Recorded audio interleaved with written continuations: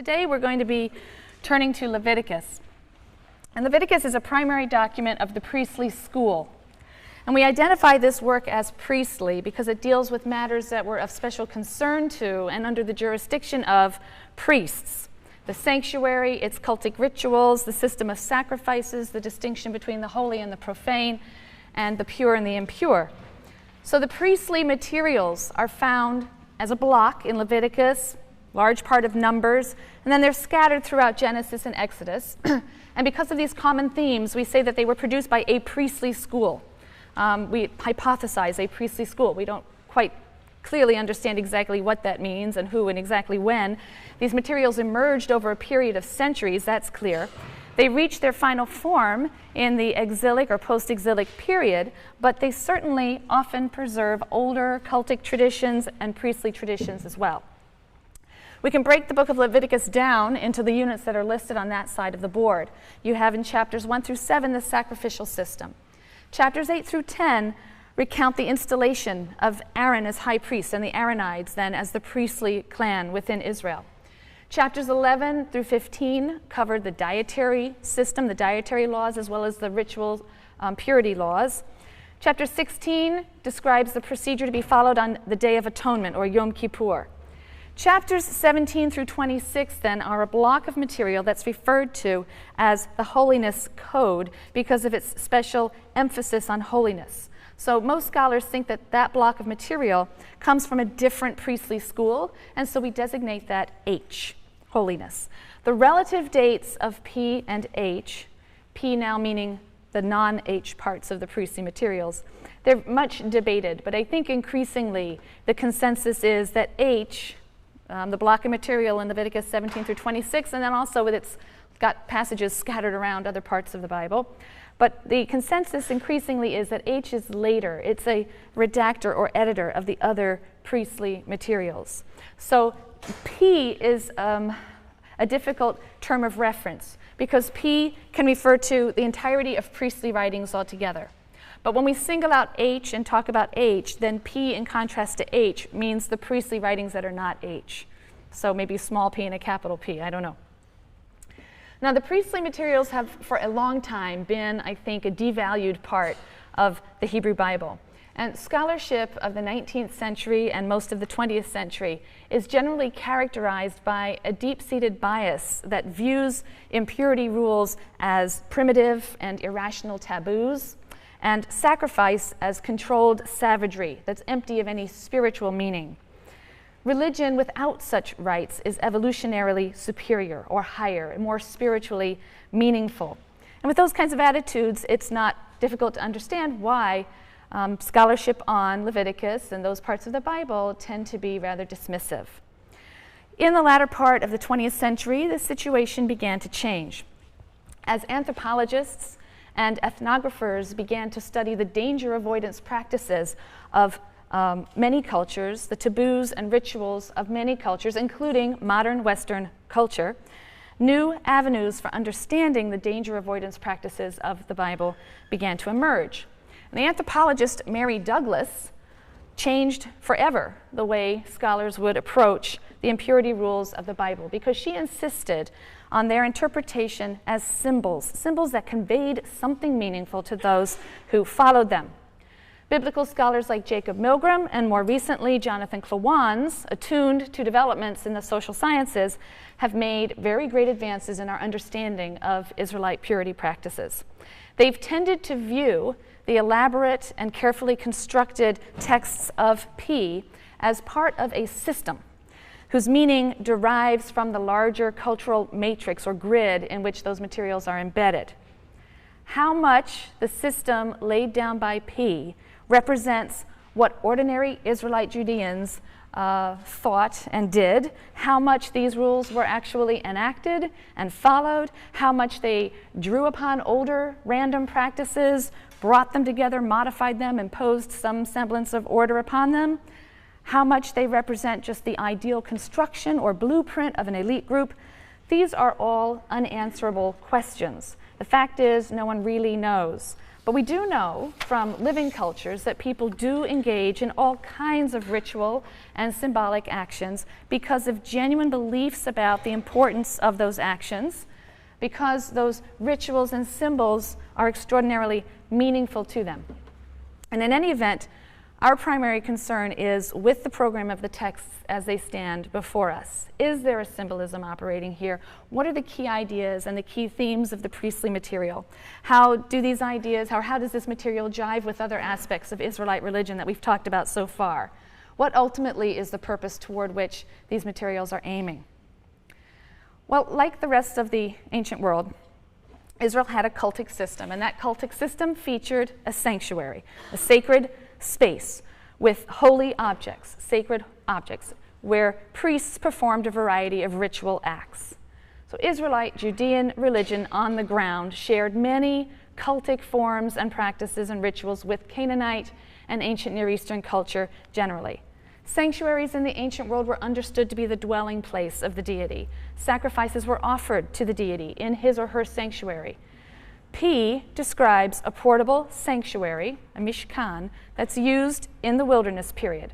Now, if you look on your handout, there's a reconstruction of this tent-like sanctuary at the top, as well as a schematization of its contents below.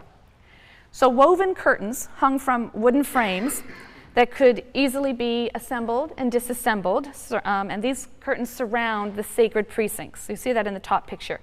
And within those precincts, within that enclosure, there's a large open courtyard. That was accessible to all Israelites. The main sacrificial altar with a large ramp stood in that courtyard, as well as a basin that was there for ablutions. And then halfway across the courtyard, there was a screen that marked the entrance to another little enclosure, which is the shrine proper, the sanctuary proper. And only priests have access to that area. The shrine or sanctuary housed an incense altar, and then on one side a 7-branched lampstand or menorah, and on the other a table which held loaves of bread that were changed on a weekly basis. The backmost square-shaped chamber of that inner shrine was the inner sanctum, or the Holy of Holies, and that was accessible only to the high priest and only on the Day of Atonement, following a series of heightened purity observances. Inside that Holy of Holies was the ark. It was about 4 feet by 2.5 feet. It was a wooden ark covered in gold. On top was a kind of covering. It's referred to as a kaporet. We don't really know what this word means. It's traditionally translated mercy seat. I think that's how the JPS might translate it. But it's some kind of gold cover. And then there were 2 cherubim, these enormous winged lions that flanked the ark. Likely they were connected to that mercy seat cover. If so, then what they were was a throne. And we have in ancient Near Eastern iconography thrones of this type. We have pictures of gods and kings seated on these seats, the sides of which are these giant winged cherubim, and then their feet rest on a footstool. Likewise, in some biblical verses, God, or Yahweh, is described as enthroned upon the cherubim. The ark then is said to serve as his footstool, so that's sort of the box that he would have rested his feet on. The ark itself contained the tablets of the covenant, and so it was a testament to the covenant between God and Israel. Interestingly, unlike most ancient sanctuaries, the Israelite sanctuary did not contain a statue of the deity. And that's, I think, evidence of the very strong aniconic tendency of Israelite religion. Nevertheless, God was believed to be present in the sanctuary, often in the form of a cloud that it will descend to fill the tabernacle, particularly as it's assembled in a new encampment. And then God will descend down and the cloud will fill the tabernacle.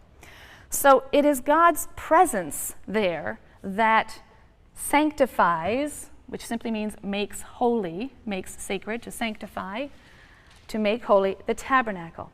And to understand this, we need to understand the priestly conception of holiness. Now, the Hebrew word holy has a root meaning of separate, separate.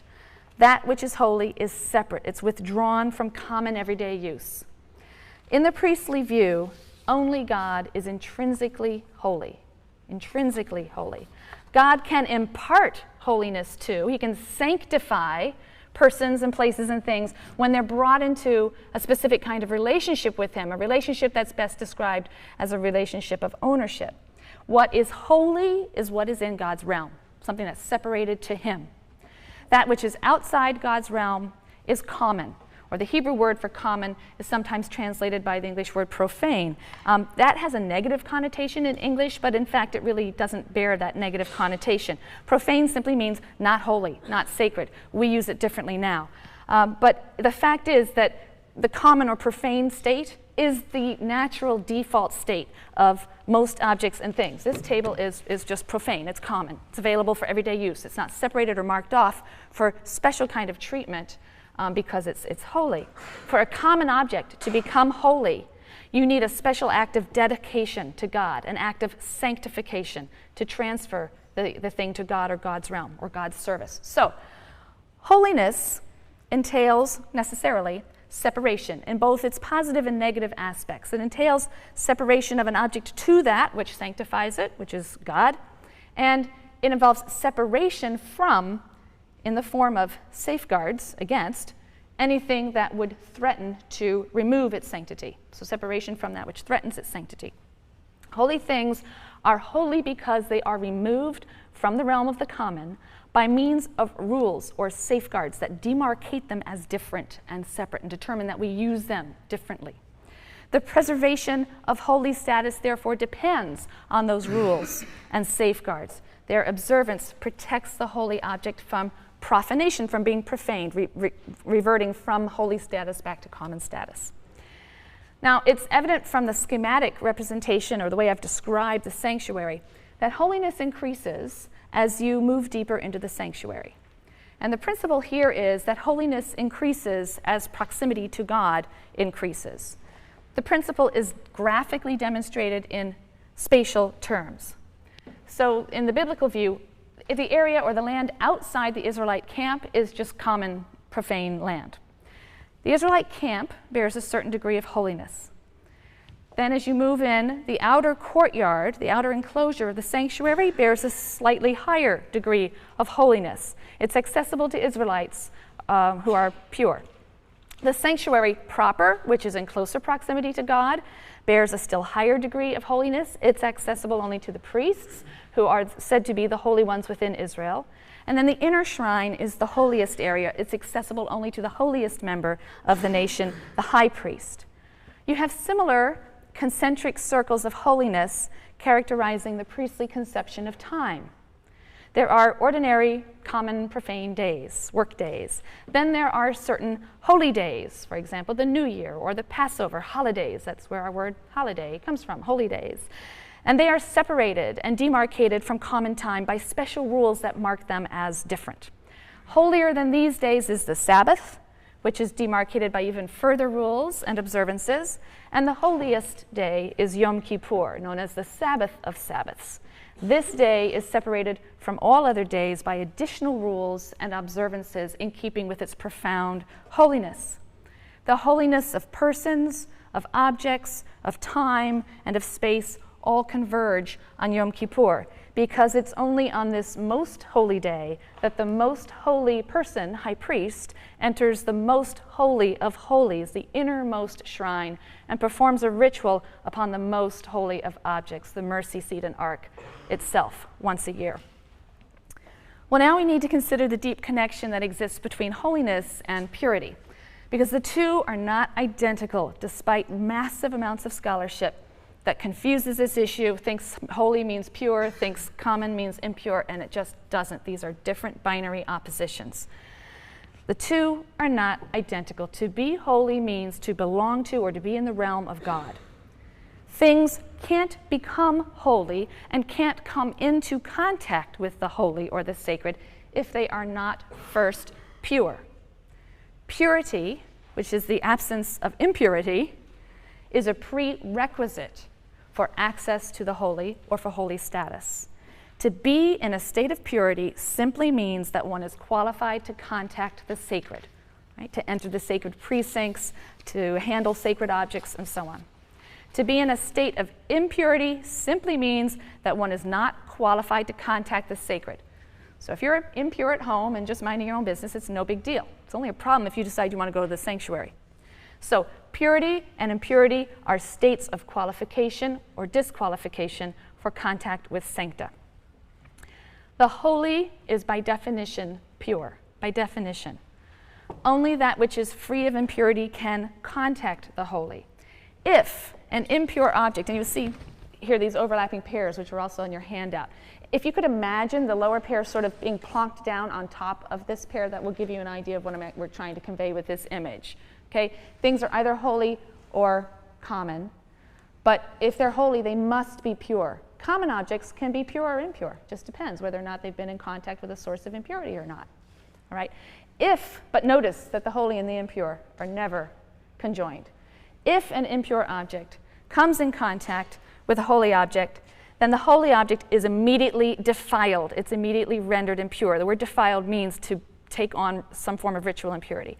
And it loses its holy status automatically. So it becomes both impure and profane. To be restored, then, you're going to have two things happening. First of all, it's got to be purified. Got to get rid of the ritual impurity. So there'll have to be some ritual procedure that purges the impurity. So once you've done that, you've made it pure. But it's still common, profane. So it has to, if it's to be made holy again, it has to be rededicated or given over to God again, re-sanctified, maybe a little holy anointing oil poured on it. That's one means of sanctification. Simply handing it over to God, elevating it towards God is another way of re-sanctifying something. But there has to be two steps, a purification and then a sanctification to make it holy again. Increased access to the holy requires an increased degree of purity. It's the connection between holiness and purity. So the purity that's required of a priest who has access to the sanctuary proper is higher than that of an Israelite who has access to the outer courtyard only. The purity required of the high priest is even greater. So to be pure, one must separate oneself from sources of impurity. What are these sources of impurity? And I hope you've had a chance to look at the reading material because I'm going to go through this relatively quickly. Jonathan Klawans has been the most vocal proponent of the claim that biblical texts speak of two distinct types of impurity, ritual impurity and moral impurity, which I have up here. You've read this short article he has in the Jewish Study Bible, but he's also written about this at great length in other places. And according to Klawans and others, ritual impurity arises from physical substances and states which are not in themselves sinful. There's no intimate connection with sin when we're talking about ritual impurity. In fact, a lot of ritual impurity is unavoidable and sometimes even obligatory, right? Sexual contact makes one ritually impure, and yet God commands humans to be fruitful and multiply. Burying the dead makes one ritually impure, but God commands proper care of the dead. So there's nothing inherently sinful about contracting ritual impurity. Ritual impurity, which is generally permitted, is distinguished by the characteristics I've quickly jotted down here. It's contagious, that is, it's transferred to other persons or objects, depending on how receptive they are, perhaps by physical touch, perhaps in the case of severe impurity, by sharing an enclosed space, by being together under an overhanging roof or tent. Ritual impurity is also impermanent. It can be removed or reduced through rituals of ablutions or just the passage of time or other sorts of ritual observances. Ritual impurity also defiles or renders impure sancta, and so it has to be kept separate from sancta. In very severe cases, it can even defile some common objects, and in those cases, the source of impurity might have to be isolated or excluded if necessary. Now, the concept of ritual impurity was a central and integral feature of most, if not all, ancient religions. And the biblical laws of purity and impurity strongly resemble those of other ancient Near Eastern cultures, Egyptian, Mesopotamian, even Hittite culture. And certainly, there are ancient Near Eastern and Canaanite roots for Israelite purity practices. But the system of ritual purity and impurity that is crafted in the priestly writings of the Hebrew Bible represents an attempt to monotheize Israelite purity practices and to create a system that differentiated Israel from her close neighbors.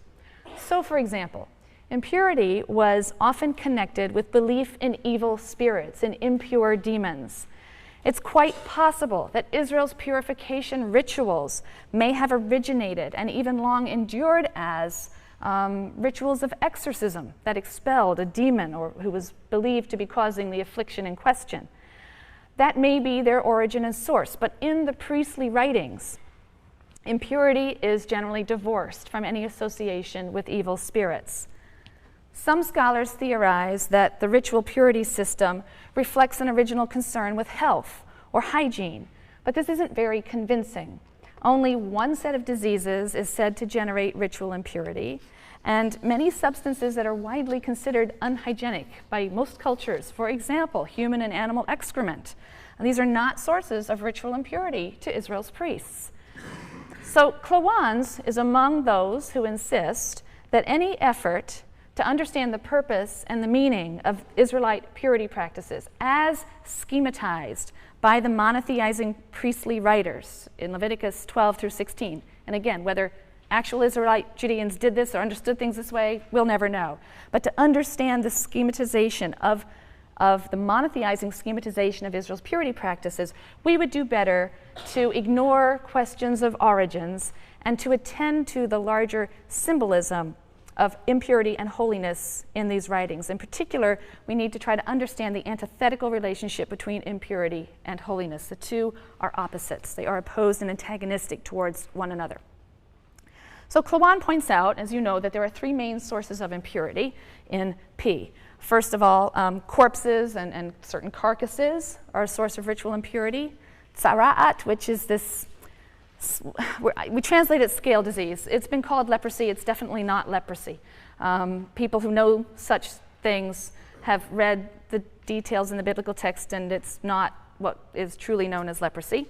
But it's some sort of skin disease, flaking skin disease, or other sorts of boils and skin states that seem to be associated, at least in the Israelite mind, with decomposition and death. We have a couple of passages, one in the book of Numbers, one in the book of Job, which describe this condition in a way that identifies it with death.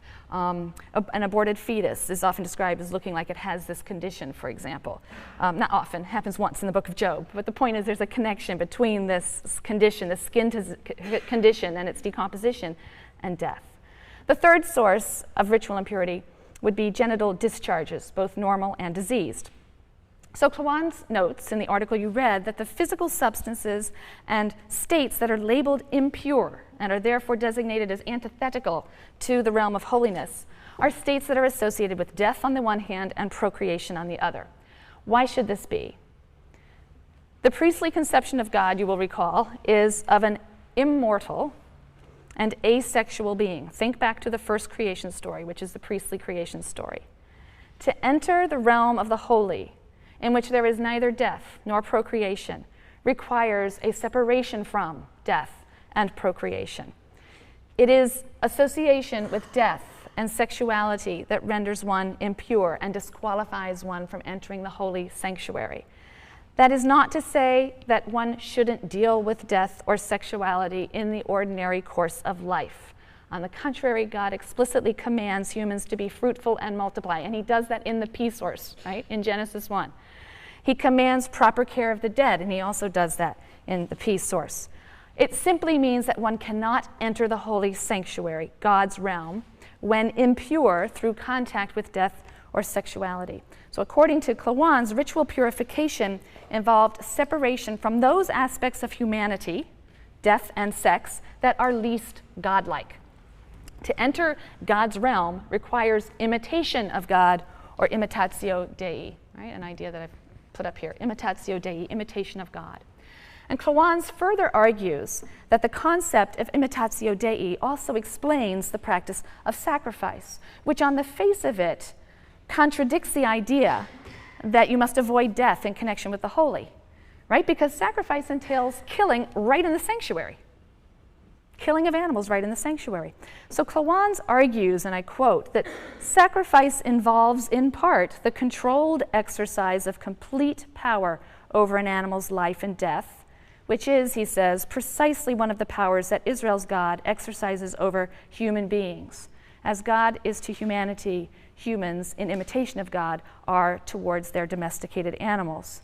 So the process of sacrifice, I won't go into his argument here, but Cloans develops a strong argument that the process of sacrifice can be understood itself as an act of imitatio dei, because sacrifice involves a variety of behaviors in the biblical text that are analogous to behaviors attributed elsewhere in the biblical text to God. The care and feeding and raising of domestic animals, the selection of one that is deemed perfect, control over its life and death, and so on. And these are all spoken of in terms that are analogous to terms used to describe God as the shepherd of his flock of Israel and in control of life and death, and so on. So Cloans argues that the process of sacrifice, which grants the offerer complete control over life and death, is a kind of imitatio dei. But Cloan also asserts, and I quote, that imitatio dei does not exhaustively explain sacrifice in ancient Israel. And in fact, we should be surprised if any one single theory would indeed explain sacrifice. So he just says that there are really two organizing principles or overriding concerns in the priestly traditions and the priestly materials regarding sacrifice. The first, as we've seen, is imitatio dei. But the second is a desire to attract and maintain the divine presence, the continued presence of God in the sanctuary. The majority of the sacrifices that are described in the opening chapters of Leviticus, in Leviticus 1 through 7, are voluntary sacrifices. These are sacrifices that are offered as gifts or in times of celebration. Put a little list of them up here, but the first three are the ones that will concern us now. We have, first of all, the whole offering, or burnt offering, it's sometimes called. This is when an animal is entirely burned to create, as the text says, a pleasant-smelling odor or pleasant-smelling smoke that ascends to God. So according to P, the priests are to offer 2 such burnt offerings with pleasing-smelling odors to the Lord every day, one in the morning and one in the evening, on a regular basis from the community. The second kind of offering that's described is the grain offering. This is a gift of flour and oil and incense, which is burned after a portion is removed for the priests, as dues to the priest. The rest is burned on the altar, again with a sweet smell from the incense. Third, we have a set of offerings known as well-being offerings, peace offerings, it's sometimes translated. These offerings are generally consumed by the offerer and his family, very often in a festive or situation, as a big feast, after certain portions are donated to the priests again. Well-being offerings are of 3 main types. You have the thanksgiving offering. You have a free will offering, just because someone wants to do this, a free will offering. And you have a vow offering that would be offered on the successful completion of a vow, for example. And these sacrifices are all entirely optional. They were offered in celebration, they were offered in thanksgiving, or upon the successful completion of a vow. In other words, the sacrificial cult was primarily a vehicle for worshipers' expression of a wide range of emotions, joy over the birth of a child, thankfulness for a good harvest, and so on. Now, texts from ancient Near Eastern cultures suggest that a central function of the rituals that were performed in sanctuaries was to secure the perpetual aid and blessing of a well-disposed deity. And in important ways, the Israelite cult is strikingly similar, particularly in the sacrifices I've just described. The Israelites certainly hoped to secure the perpetual aid and blessing and protection of a well-disposed deity. Blessing and benefaction flow from God's presence in the midst of the community, in his sanctuary. When he is there, there is blessing. So Cloans follows earlier scholars in suggesting that the rituals and sacrifices performed in the sanctuary were designed to ensure God's continued residence within and blessing of the community. In particular, the daily burnt offerings sacrificed by the priests twice each day and emitting this pleasing odor. These were an effort to attract the deity. Likewise, the gifts, the other foods and pleasing odors of the sacrifices brought by individual worshipers attracted and maintained the continued presence of God in the sanctuary. So this is the second overriding concern or organizing principle of the sacrifice. Not simply that there should be imitatio dei within God's realm, but also that the activities there should attract and maintain the presence of the deity for the well-being of the community. But just as God is attracted by certain kinds of behaviors, so he is repelled by others. And in the priestly system, grave sins generate an impurity Now a moral impurity, so now we're coming to the second kind of impurity, a moral impurity that repels the divine presence. Okay, so moral impurity is the second kind of impurity that's described by Klawans and others. In contrast to ritual impurity, moral impurity does arise from the commission of sins. Ritual impurity does not. There's nothing that's prohibited about you. You're never told not to become ritually impure. Okay, there's nothing sinful about it inherently. But moral impurity arises specifically from the commission of certain heinous sins specifically. The three that I've listed here are the biggies: idolatry, right, homicide, and sexual transgressions. These are spelled out in Leviticus 18 and Leviticus 20, those two chapters. Besides defiling the sinner, moral impurity symbolically defiles various sancta, especially the sanctuary, but also God's name, and also the Holy Land itself. Moral impurity differs from ritual impurity, not simply because of its origin in sin, but also in the fact that it's not contagious, right? You don't contract impurity by touching a murderer, the way that you contract ritual impurity by touching somebody with the gonorrhea, okay? Also, moral impurity is not removed or reducible through rituals, through washings and launderings, ritual ablutions, and the like. That does not touch moral impurity in a person. Moral purity of persons can be achieved only by punishment for heinous sins. For example, the punishment of karet, or cutting off, is a divine punishment of being extirpated from the house of Israel, or death. Right? That's one way to be rid of moral impurity. Also, it can be achieved by simply avoiding or abstaining from defiling immoral acts in the first place. That's another way to achieve moral purity. Also, if you atone for unwitting sins that you perhaps later realize and regret, acknowledge and confess, then that can also reduce moral impurity.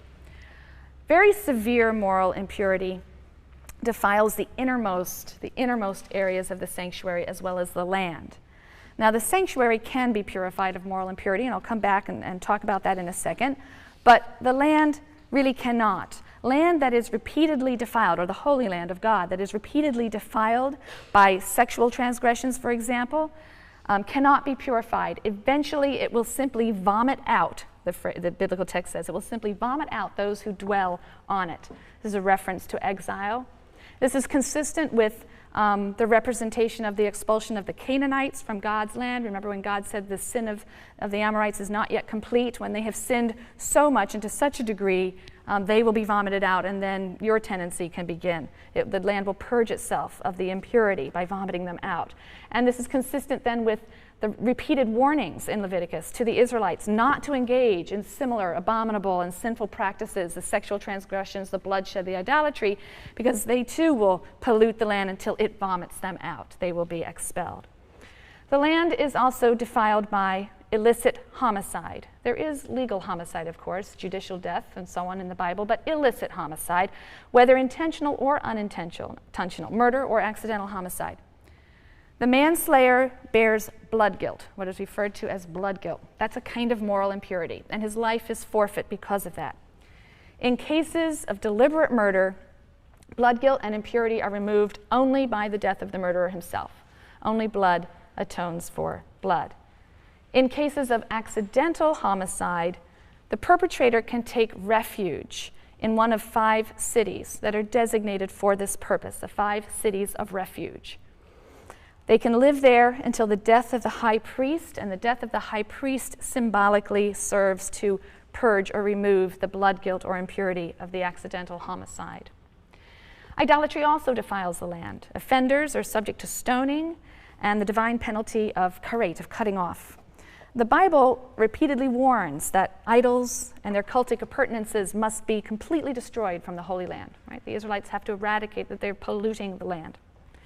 Now, in contrast to the land, God's sanctuary can be purified from moral impurity by means of a special sacrifice. And this is the 4th sacrifice listed here, the chatat, which is the purification sacrifice. It's often erroneously translated as a sin offering. It's better translated as a purification offering. How does it operate? The blood of the animal, the blood of the sacrifice, is the key to the whole ritual. Remember that impurity and sin are often associated with death. Holiness, that which is holy, is often associated with life. And if the two are antithetical, then it makes sense. If impurity is associated with death, it makes sense that its antithesis, holiness, would be associated with life.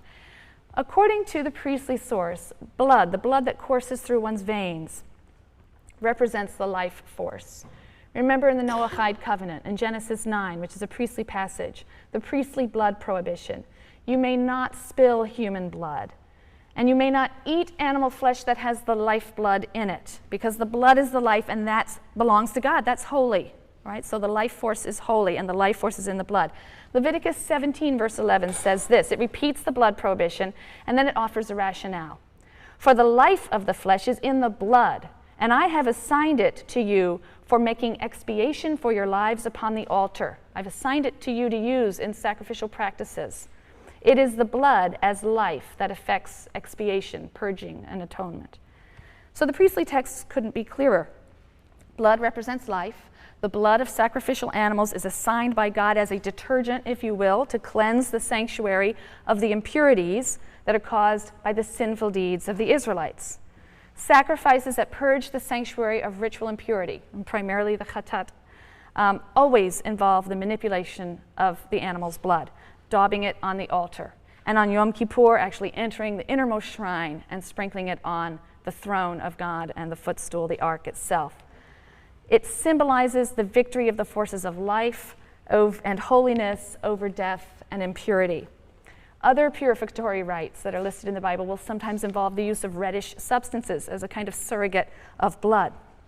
It is widely and mistakenly thought that the purification offering purifies the sinner or the impurity bearer or the offerer. This can't be true. The chatat, the purification offering, doesn't rid a ritually impure person of their ritual impurity. You can't even offer a sacrifice unless you're already ritually pure, because you couldn't get into the sanctuary to offer your sacrifice if you weren't ritually pure. You can't approach to offer a sacrifice if you're not in a state of ritual purity already. So purification offerings are brought after the genital discharge has healed and passed, after the scale disease has healed and passed, after the appropriate ablutions have been observed and the person is essentially pure. But there's one more step they have to take before they're integrated back into the community. The chatat also does not rid a sinner of their moral impurity, because the offering is brought after the sinner has confessed, after the sinner has repented. The purification offering acts on the sanctuary, not on the offerer. It purges the sanctuary of the defilement that has symbolically suffered from the offerer's state of ritual impurity or sinfulness. Once the sanctuary is purged, the offerer has settled his debt. He's repaired the damage he caused. He's fully atoned, at one again with God. And God is no longer repelled by the impurity that marred his sanctuary. The defiling effect of lesser transgressions is calibrated to the sinner's intentionality and the presence or absence of repentance. So inadvertent sins can be purged, the sanctuary defilement that they cause can be purged by bringing a purification sacrifice. What about deliberate sins? As long as there is repentance, the biblical text says, then they are converted into inadvertent sins, and they also can be purged, or the impurity they cause can be purged with a purification sacrifice. But brazen, unrepented sins, or unintentional sins that are never realized, these stand unremedied, and they defile the sanctuary. So for this reason, the sanctuary has to be regularly purged of the accumulated defilements accruing to it as a result of such sins.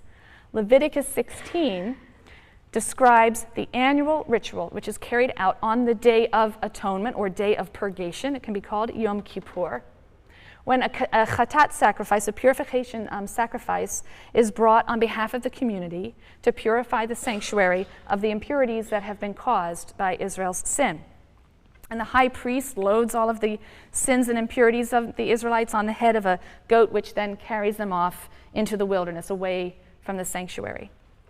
Purification of the sanctuary was believed to be critical to the health and the well-being of the community. If the sanctuary is not purged of impurity, it can become polluted to the point when God is driven out entirely. Jacob Milgram has argued that there's a kind of Archimedean principle at work here. Every sin creates an impurity that encroaches upon the realm of holiness and displaces a certain amount of holiness. And eventually, God will be completely displaced and the community will be left in a godless state without blessing or protection. So Milgram sees the symbolic function of the purity system this way. If the sanctuary symbolizes the presence of God, and if impurity represents the wrongdoing of persons, then by saying that impurity is anathema to God and pollutes his temple, the priests are able to graphically convey the idea that sin forces God out of his sanctuary and out of the community. Jacob Milgram sees a moral message at the base of this complex symbolic picture, and that is that humans and humans alone are responsible for the reign of wickedness and death or the reign of righteousness and life. Human actions determine the degree to which God can dwell on earth among his people. So the goal or the objective of the priestly construction or representation of Israel's impurity laws was, in Milgram's view, to sever impurity from the demonic and to reinterpret it as a symbolic system reminding Israel of the divine imperative to reject sin, to behave in ways that attract the presence of God and do not repel him.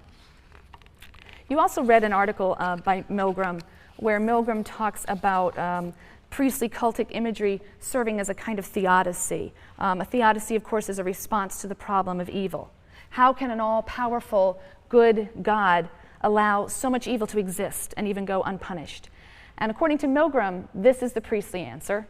Every sin pollutes the sanctuary. It may not mark the sinner, but it does mark the sanctuary. It scars the face of the sanctuary. You may think you've gotten away with something, but every act of social exploitation, every act of moral corruption pollutes the sanctuary more and more until such time as God is driven out entirely and human society is devoured by its own viciousness and death dealing. So again, the ethical message here is that humans are in control of their destiny, and the action of every individual affects and influences the fate of society. This is really the priestly version of an old biblical doctrine, a doctrine of collective responsibility. Individual sin affects the entire fabric of society. There's no such thing as an isolated evil. Our deeds affect one another. And when evildoers are finally punished, they bring down others with them. Those others, however, aren't so blameless, Milgram says, because they allowed the wicked to flourish and contribute to the pollution of the sanctuary, the corruption of society. So P's cultic imagery is informed, according to Milgram, by the same communal ethic that we will see running through the Bible, much of the Bible, until a later period.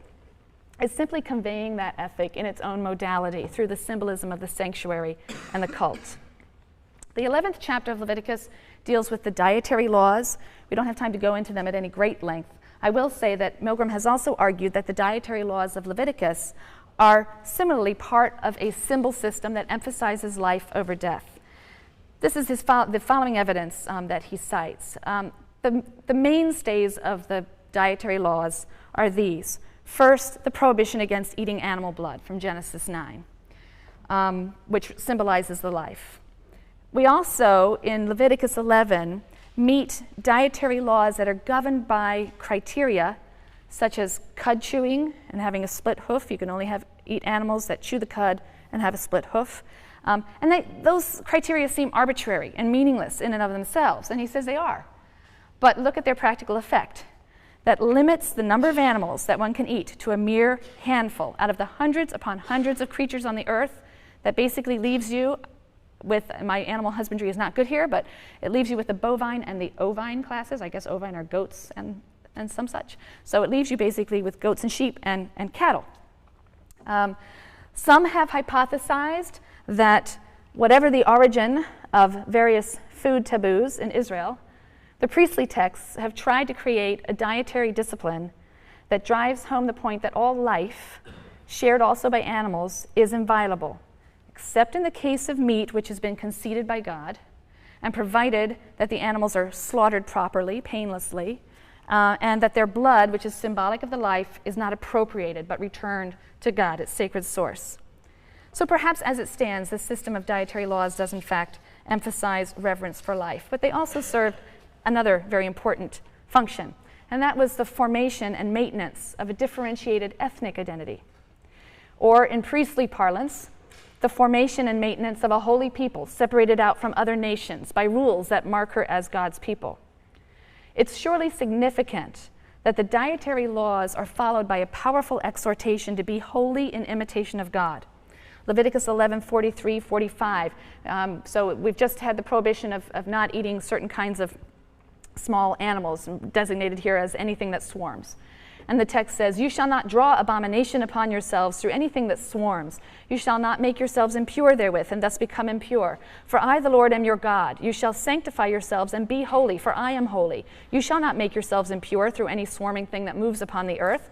For I, the Lord, am he who brought you up from the land of Egypt to be your God. You shall be holy, for I am holy." Look how much this is emphasized. The dietary laws are presented by the priests, not as a hygienic regimen. Who knows if that's how they started? Not as a sensible way to avoid various diseases that are caused by the lack of refrigeration in the desert. Whatever the actual origin of these various dietary taboos, they are here embedded in a larger ideological framework concerning the need for the Israelites to separate themselves and to be holy like their God. The dietary laws are connected then with this theme of imitatio dei, of imitation of God. As God is holy, separate and distinct, so you shall be holy. I just want to take 2 last minutes to quickly point to this theme of holiness that continues in the section referred to as the Holiness Code. Because this theme and the exhortation, "You shall be holy, for I, the Lord your God, am holy," they find their fullest expression in the block of text, Leviticus 17-26, that's referred to as the Holiness Code. There's an important difference between Leviticus 1-16 and the Holiness Code. According to Leviticus 1-16, Israel's priests are designated as holy, a holy class within Israel, singled out, dedicated to the service of God, and demarcated by rules that apply only to them. Israelites may aspire to holiness, but it's not assumed. However, in the Holiness Code, we have texts that come closer to the idea that Israel itself is holy, by virtue of the fact that God has set Israel apart from the nations to himself, to belong to him, just as he set apart the 7th day to himself, to belong with him. Holy things only exist because of safeguards, rules that keep them separate, that demarcate them. And these safeguards and rules are naturally addressed to human beings. They are the ones charged with the task of preserving the holy in its residence on earth. So although holiness derives from God, humans have a crucial role to play in sanctification, in sanctifying the world. That's illustrated in the case of the Sabbath. God sanctified the Sabbath at creation. He demarcated it as holy.